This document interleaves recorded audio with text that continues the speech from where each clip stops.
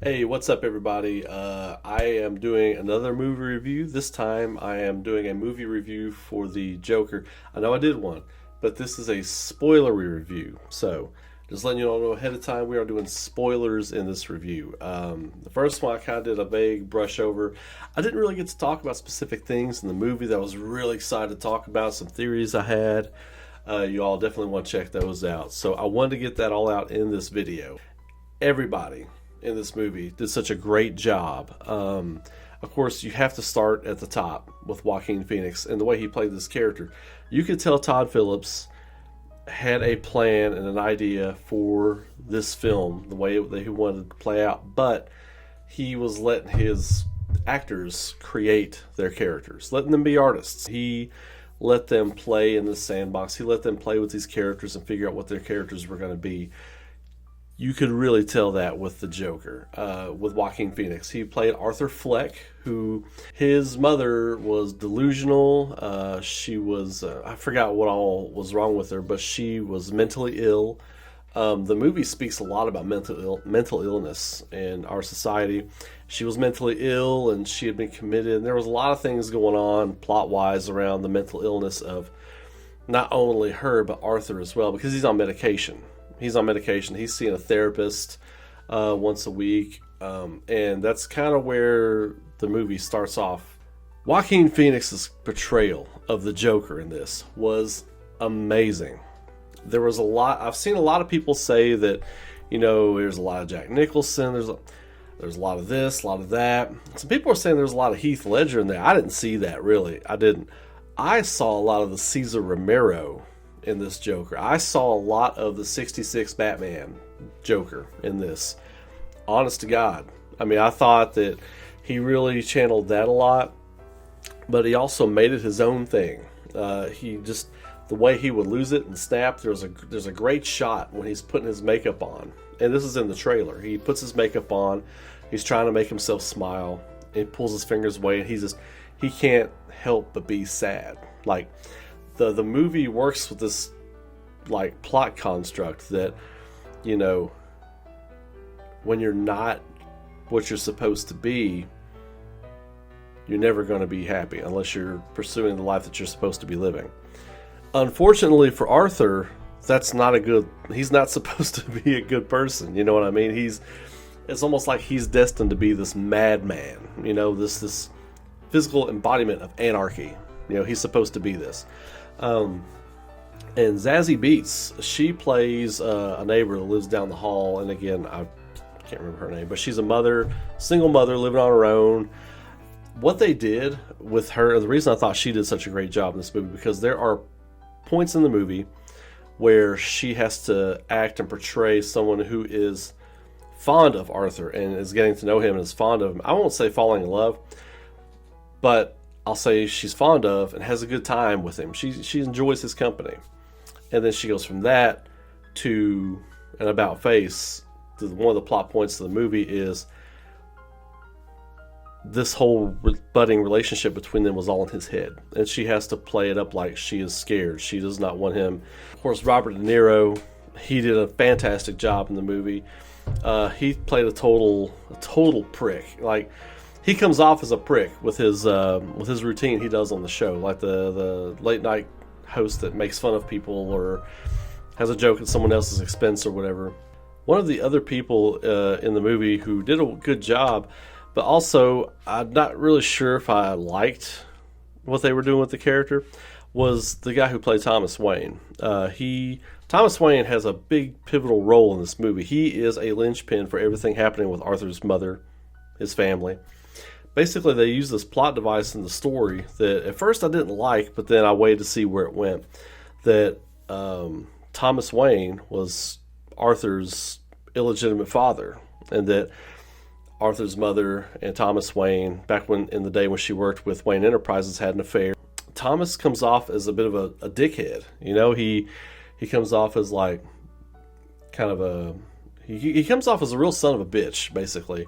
And anytime I've seen Thomas Wayne kind of portrayed, if it wasn't like Flashpoint, of course, we know why he's nuts in Flashpoint, but anytime I've seen him portrayed in any kind of media, he's kind of come off as a saint, the savior of Gotham. But the movie does this interesting thing where the actors, this is why I say the actors all did such a good job. The movie does this interesting thing where it shows you the point of view of those who are downtrodden and getting beat on by society and not really finding their way. They're stuck kind of where they're at. It shows you the world, this Gotham City, from their perspective, and it does it in a way where you go, okay, well, yeah, I guess these people would see him as a jerk. They would see him as this horrible, prick, because he is up here and he has all this stuff, this wonderful life, and he's getting ready to run for governor, and we're down here, we can't rise above our position. So once you realize what the movie's doing, you realize what the actors are doing, then it all makes sense and it all comes off just brilliantly. Todd Phillips did an amazing job directing this movie. I'm not super familiar with a lot of his work. I want to go back and watch some of his movies now. I know I've seen a few, but I want to go back and kind of watch his catalog because I would like to see kind of his directorial path and what led him to making this just amazing film that everybody's just raving about. The shots in the movie, there were so many just beautiful shots in this movie. And if you're watching this review, hopefully you've seen it and you're going to know what I'm talking about. There was a shot when the cops are chasing him down the subway, and they get taken and beaten up by the Joker groupies, and he's walking down the subway tunnel. Well, after he gets off the subway. And he's just slow motion, like puts a cigarette in his mouth, his hair is kind of flowing. And that shot right there, it's like when that is a shot where he is the Joker. That is the shot for me right there. You go, pow. That is when he becomes the Joker. And he's just so comfortable. He's so just kind of in the moment. He feels invincible. That's the first point in the movie where you feel like he feels invincible. He's got this mindless mob kind of taking care of him, and he's just like, I'm going to do whatever I want. He's real kind of sashaying down the path, and he's just real free flowing. There's another shot when he's getting ready to go on the Murray Franklin show, which is Robert De Niro's character, Murray Franklin. He's like a Johnny Carson late night talk show host kind of guy. And it seems to be set in the 80s. It's definitely set in the 80s, I think. So he's sitting backstage and he's waiting to come out. He's behind the curtain. They're getting ready to pull the curtain. He's sitting here like this, and he's got this cigarette lit. And he's got it at his side, And he's got the smile paint on his face and all that.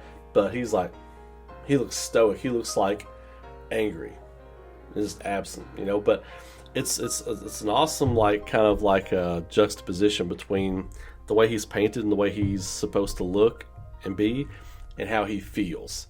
He is pissed that this guy made fun of him on his television show, used his tape from the comedy club to make a joke about him and all this kind of stuff. So in a way, Murray Franklin made the Joker, and there's a lot of and this could be just my own way of looking at things, but there seemed to be a lot of through lines in the narrative. Like this one thing he wanted to be this way, but it turned out to be this way, but he got there the same path. So at the beginning of the movie, he has this hallucination. He's in the crowd of the Murray Franklin show, and he calls out, he's like, I love you, Murray, and he's like, Murray Franklin talks to him, that has him come down, and he gives him a hug, and then they go to commercial or something like that. And he whispers in his ear, he's like, hey, you're a great guy. You're a good guy for taking care of your mom. I wish I had a kid like you. And he's obviously imagining this. It comes off as like he's just like having a fantasy, But as you find out throughout the course of the movie, he is not all there. He comes off his meds. He has hallucinations. He's got all these things wrong with him. And that's kind of the first little seed that's planted there. So Murray Franklin is supposed to be this guy that he fantasizes about bringing him to his happiest life. And at the end of the movie, when he is on the show and he finally confronts Murray, he's like, hey, you're a bad person too, and he does his whole tirade, and then he kills Murray Franklin, shoots him in the head right there. He gets up and he's totally happy. So in this weird way, that character still kind of did get him to his happiest life. You know what I mean?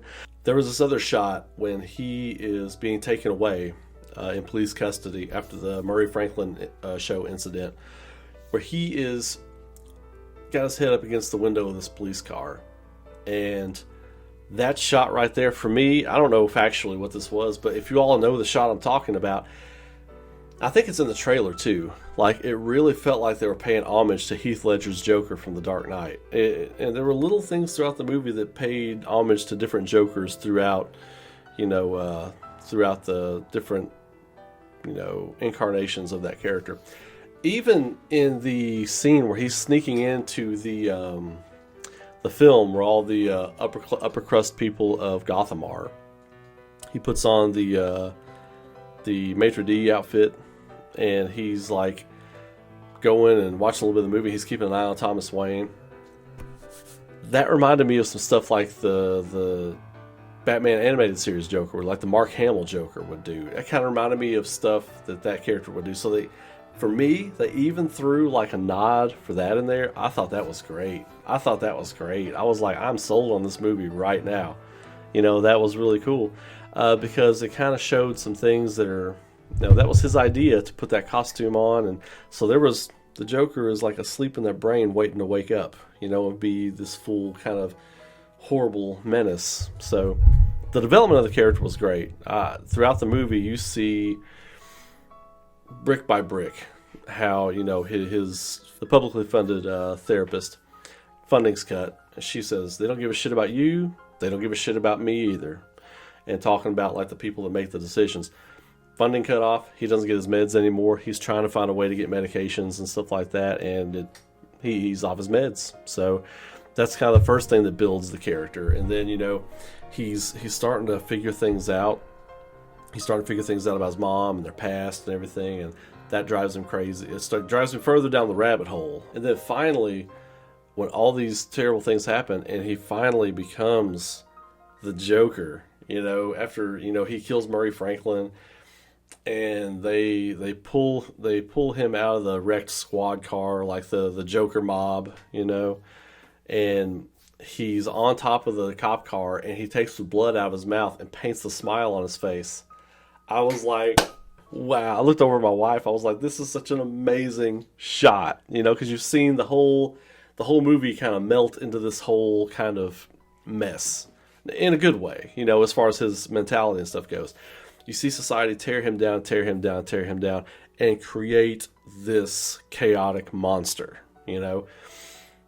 And then you got the people who feel the same way he does around him in this mob, just like, yes, But I didn't feel like it was celebrating that. I felt like it was showing the horror in it.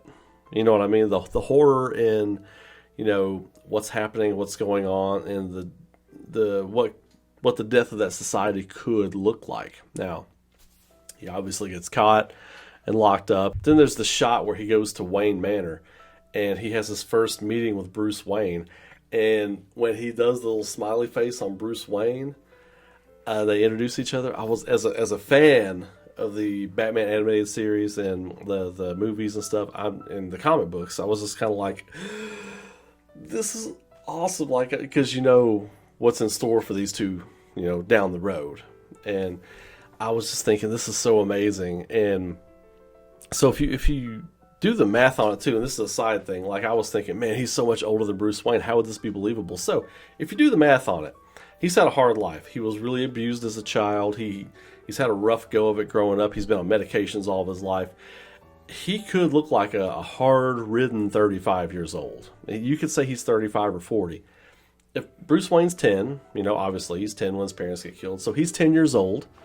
If you tack on 15 years, Bruce Wayne's 25, 30 when he's Batman at fight at the peak of battling the Joker and stuff like that. So let's say you put 20 years on there.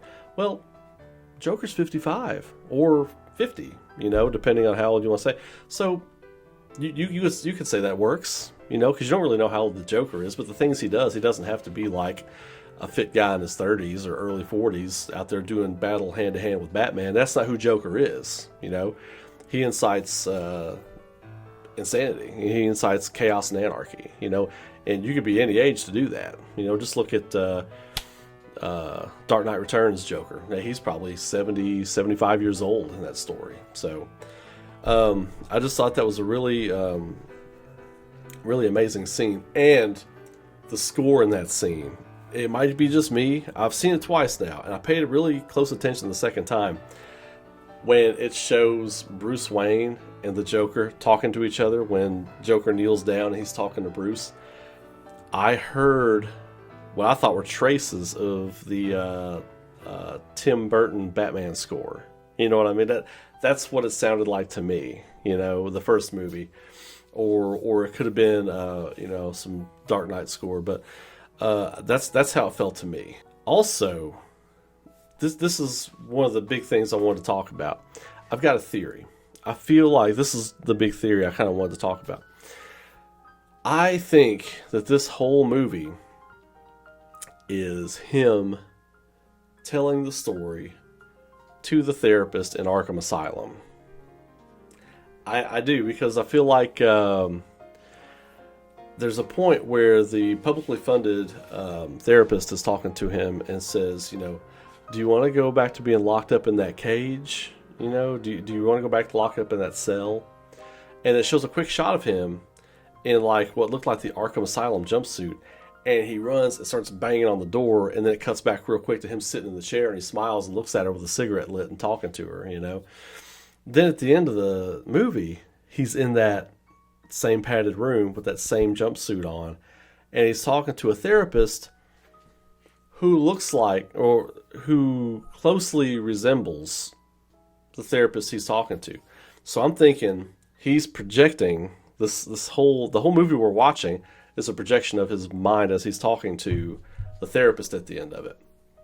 Just my theory. I feel like that's what they did, though. And that's brilliant, because in the movie they establish that he hallucinates. You know, he has hallucinations. Things that aren't happening, he feels like are happening to him. Like with the whole, his neighbor that lives down the hallway, you know. That whole thing, you know, you've seen it. That was imagined. That was a hallucination from him. And I thought that was brilliantly done, because the point in the movie where you figure it out, and that was the brilliance of the direction of this movie. The point in the movie where you figure it out is the exact point where they show you. They're like, oh, you just figured it out? You just figured it out? Boom, I'll show it to you now. You know what I mean? He's sitting on that couch, and that is also the moment he breaks. That's the moment that he breaks, you know? And he's learned everything about his mother, you know, all this horrible stuff. You know, I think that's right after, and yeah, also, you know, when he kills his mom in the hospital, that's the point where you're watching the movie and you go, okay, I can get where this guy's coming from. I can kind of get behind where he's coming from. I've had bad days. I've had this and that happen or whatever, you know. But then when he suffocates his mom in the hospital, I was like, okay, you're gone, bro. You're gone. I can't walk with you anymore. You're the bad guy now, you know. Once that happens, and again, you know, his mom did some really, really shitty things to him, and she covered up a lot of stuff and lied to him and all this other kind of stuff. And he grew up thinking he was one thing, and then he thought maybe I'm this other thing. I got my hopes up, and then now it turns out I'm really just this other guy, you know, but with all these problems I didn't know I had, you know. That happens, and then he's got the scene in the apartment with his neighbor, and he's just like, she's like, you're down the hall, right? Is your mom home? And he's just like, I've had a really bad day. You know what I mean? Just the one bad day, you know, as they talk about it with the Joker. It just takes one bad day for you to be me when he's talking to Batman, you know. That was great. And then he's just like, you know, that's it. He's off the rails at that point, you know. Loved the scene where the two clowns from the Happy Laugh Company, whatever it was called, where the clowns all work. Love the scene where that guy came over, the guy that gave him the gun and then ratted him out for having a gun and all that kind of stuff. And then the short gentleman came with him.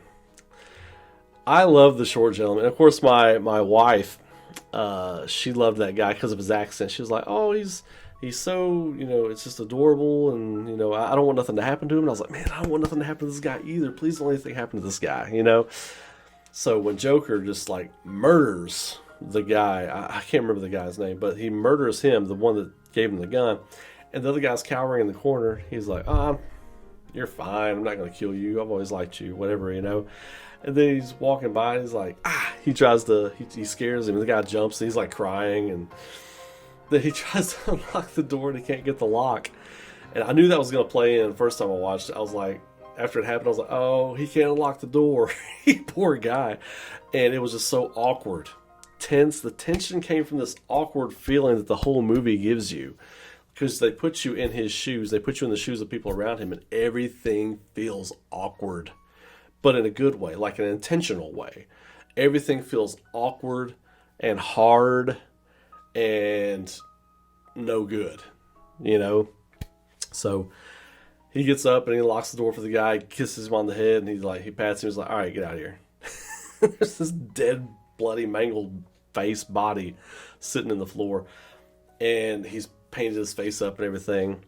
There's brilliant shots in this movie. I mean, it's so entertaining from start to finish, and it's just this amazing opus of someone losing their mind and becoming this monster, starting with like a somewhat likable person with issues, obviously, and then devolving into this thing. One last thing about the shooting of the movie before I get into kind of what I thought with the music. The whole movie, he's trying to get this dance down, and it's like he's all left feet.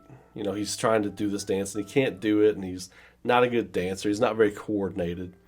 Then when he kills the two guys on the subway, he has this like artsy kind of moment where, he feels like this music that he hears in his head in the subway bathroom, and he's getting this dance down. But then he's still not quite getting it, and then but he's on his way. At the end of the movie, once he's on top of that wrecked police car, and he's got the bloody smile paint on, the people are yelling and cheering, and the fire's going in the background, he gets the dance down. That is the point in the movie where I feel like the director and the actor are trying to tell the audience, look, this guy's trying to figure out who he is this whole time, and he has no idea. Then finally at the end of the movie, he knows who he is. He knows who he really is without all the noise, without all the people lying to him, and the medication, all this other kind of stuff. He knows who he really is, And it was beautiful and horrifying at the same time, and I loved it. I thought that was brilliant. That was the bookend on a very, very close to perfect movie. Amazing. So I could go on and on about that, but I'm going to leave it at that. I want to talk about the music a little bit, and I'm going to cut this thing down because I don't want you all to be here forever. And I know y'all got other stuff to do, but I appreciate y'all checking out this spoilery movie review. The music was on point. The score was on point. I'm not talking about the upbeat tempo, kind of like show tunes and stuff they were playing, because that was like a direct contradiction to the feel of the movie. You know what I mean? I thought that was brilliant how they did that. The score was sad and ominous. It was sad because you had like a lot of deep strings. You had some cellos in there. And in the moments where Arthur was starting to kind of lose his mind, he'd be writing his journal, or he'd be like, feeling awkward or whatever, you would hear, and they did this in, I think, was it Hans Zimmer that did The Dark Knight? I'm not sure. I'd have to look at that. But the same trick they used in The Dark Knight with the Joker is like this violin playing one note, and then it gets tighter and tighter, and the tension builds like the string is going to snap. They did that over top of all the low-toned instruments and stuff in those sad moments. You'd hear like one of the strings like playing one note, like it's getting tense and about to snap, brilliant. And the sad music, the ominous music, there was never any that I caught in the score upbeat actiony stuff, and I loved that. It was such a nice change from what we usually get in comic book movies, where it's action piece, action piece, action piece, action piece. Now those are great. I love cake and ice cream, but every now and then I want a filet mignon with a nice cut of broccoli and some potatoes and some spinach on there. You know, I want a healthy meal sometimes. You can't have cake and ice cream all the time. This was my filet mignon or grilled chicken with all its trimmings. Loved it. The music really added to that, and the show tunes they would play were almost like the joke. You know, it's like this. It's like society and show business and all this kind of stuff paints you this reality, this false reality of things are great and things are happening. Everybody's having a great time all the time, but then you hear the score playing underneath of that. Like, this is life. This is this guy's life, really. This is what he wants it to be and what he thinks it should be. But this is what it really is. And I thought the music did such a great job playing with those two things. Brilliant. Just brilliant. So I love this movie. I thought it was amazing. I thought this was easily the best movie I've seen in the past few years. You know, you got your Marvel movies and stuff like that, but they're a different kind of thing. You know what I mean? The Marvel movies for me are cake and ice cream. You know what I mean? I love cake and ice cream, and I love Cheetos and Doritos and all that other kind of stuff that you snack on. But they don't stick with me. I mean, the first Iron Man, a couple of them do. The first Iron Man, Winter Soldier, Endgame was great. It was the culmination. I'd say those three movies really stuck with me. But this one, in a different way, sticks with you, and I thought it was brilliant. I'm not doing ratings right now. I'm not that guy. I'm just giving you my opinion. If you haven't seen it and you watch this thing, go see it. You know, if you've seen it once, go see it twice. You know, I thought this was great. I'm going to leave it at that. Thank you all so much for checking it out. I really appreciate it. And if you're new to the channel, if you're just finding me, I do a lot of stuff. So I'm getting into my YouTube shoes. You know, figuring out what I want to do, figuring out how I want to do things. So leave a comment. Let me know what you thought. If you think there's any way I can improve the channel, let me know that. I'd love to hear it. Shoot me a subscribe if you want. I got some stuff hopefully soon. Content coming daily, hopefully soon. So we're figuring that out around the house right now. So and with the job. So, but thank you all so much. Give it a like. Shoot me a comment. Share it if you want to. Subscribe to the channel. These all help me, and I appreciate it. And I will see you all in the next video. So keep rocking, and I will catch you all later. Thank you so much.